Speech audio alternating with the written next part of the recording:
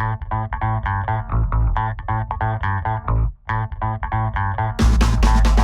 began strength and conditioning back in the late 1990s. I was actually interning at the University of Pittsburgh for Buddy Morris. I began in strength and conditioning because my father had worked in athletics when I was growing up. It was just something I was very interested in. And I liked the weight room. And in high school, my sophomore year, my dad said, you can't join the football team unless you get bigger and stronger. So I started lifting, and just kind of led to me having more of a passion for it, and then started competing in powerlifting, and that's led me to where I am today. I've had a lot of mentors and people who really helped me.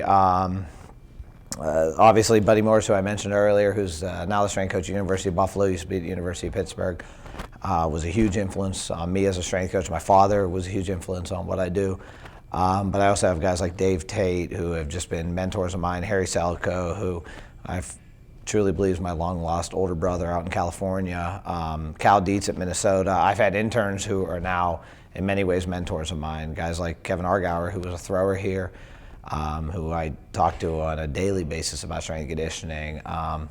The entire staff at Missouri, Pat Ivey, Brian Mann, anyone who's ever worked for those guys, the way they do their job is just unparalleled in my opinion. I mean, honestly, there's so many. Augie Morelli at Delaware does just a phenomenal job. The Georgetown staff, Penn State's new staff. There's so many people out there that I lean on daily to steal ideas from, and then I call them my own and act like I'm smart.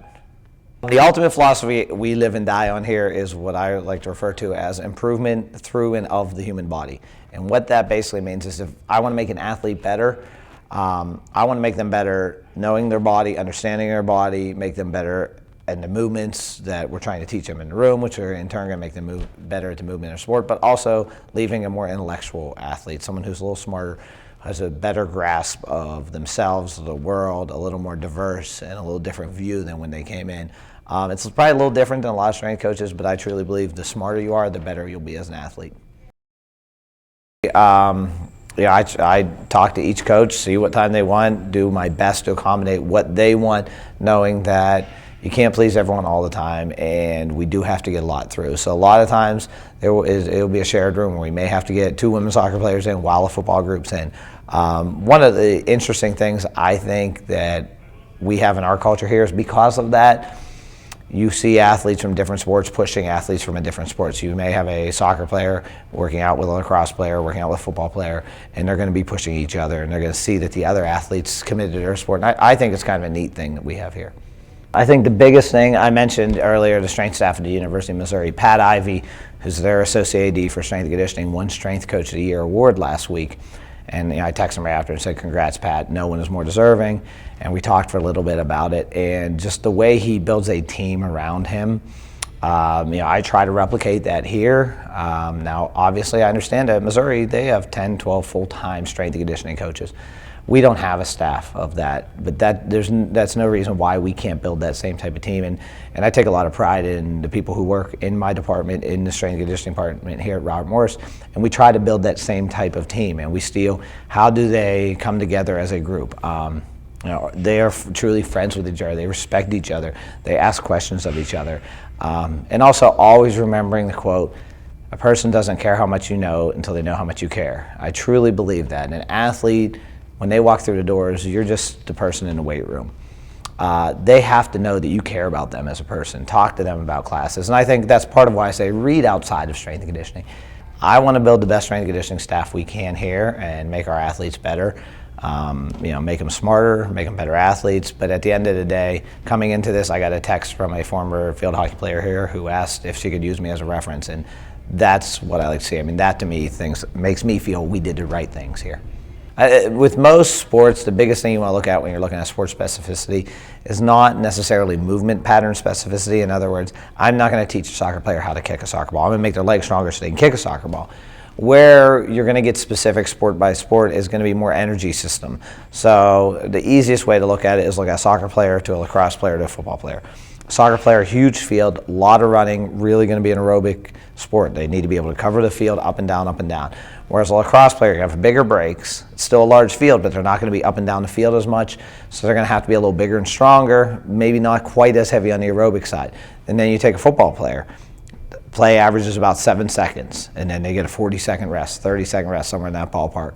So we know with football, you don't need that great aerobic base like you would in, say, a soccer.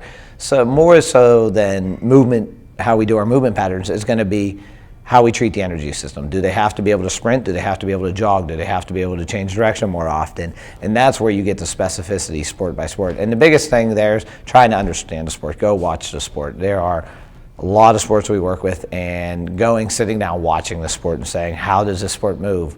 How long are they on their feet? How long are they sprinting? How many sprints do they have per game? And again, that's a place where you can go to your mentors. I call people all the time and say, hey, how many sprints does your basketball team have in an average minute on the court? And I've gone out with a stopwatch. I know our strength coach gone out with a stopwatch and timed. We have 5 sprints averaging 8 seconds over the average minute of play. So now we're going to try to set up our metabolic demand in the weight room similar. Aspiring strength coaches, don't do it. I can honestly say do it if it's your passion. Whenever I go speak to young strength coaches, that's always what I say to begin with is, if this is your passion, go for it. If it's something you enjoy, go be a banker, make money, and do this on the weekends. You'll spend a lot of hours. You will spend a lot of hours without making a lot of money. You will go hungry for the first few years because you can't afford to eat. So you have to be prepared for that. But to be a young strength coach, you must volunteer. One of my good friends and mentors, Mark Watts, just wrote a great article about young strength coach. He said, I often have people email me, and they've worked in the private sector as personal trainers, and they say, I'm ready for a full-time assistant. And he said, no, you're ready for an unpaid internship. That's the reality. A lot of people don't like to deal with that, but that's the way it is in this profession. We get jobs because of who we know in this profession, and a lot of people think that's a bad thing. I think it's a good thing because you've built your reputation on who you know, who you've met, and what you've done. And when you've done the right things, people will know that, and then you'll get those jobs. So understand, it's going to be a battle. I have former interns, GAs, assistants who call me, and they're struggling with whatever at work, and my answer is always the same. It was worth it for me. I can't tell you it will be worth it for you, but if you enjoy it, then keep plugging along.